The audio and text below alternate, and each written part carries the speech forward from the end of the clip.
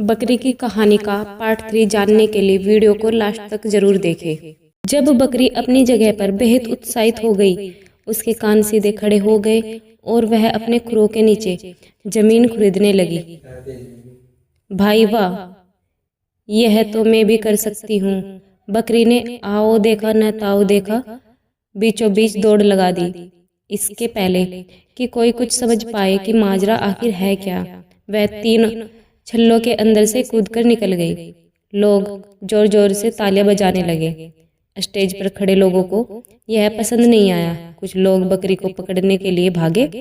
बकरी तब तक वहां से भाग चुकी थी।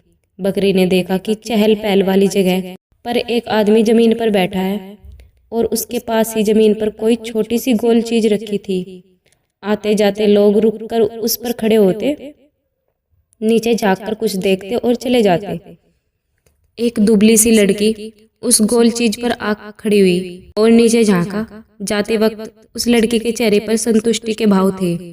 तभी एक मोटा सा आदमी उस गोल चीज पर खड़ा हुआ और कुछ उदास सा होकर गया।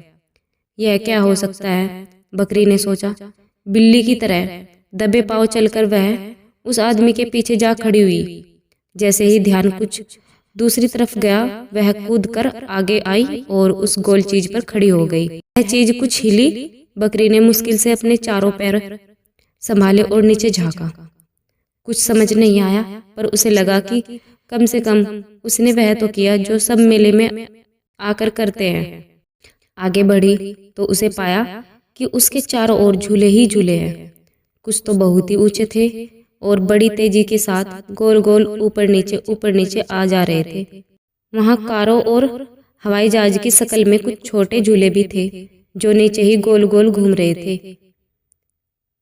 बकरी को झूले देखते ही झट से अपनी पसंदीदा किताब कजरी गाय झूले पर वाली कहानी याद आ गई। जब गाय झूला झूल सकती है तो मैं क्यों नहीं। और कजरी गाय तो जंगल में पेड़ से लटकने वाले रस्सी के झूले पर झूली थी। मैं तो मेले वाले झूले में झूलूंगी।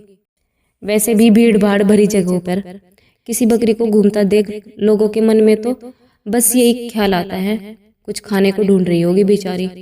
लेकिन बकरी के इरादे तो कुछ और ही थे। बकरी ने छोटे वाले झूले से शुरुआत करने की ठानी।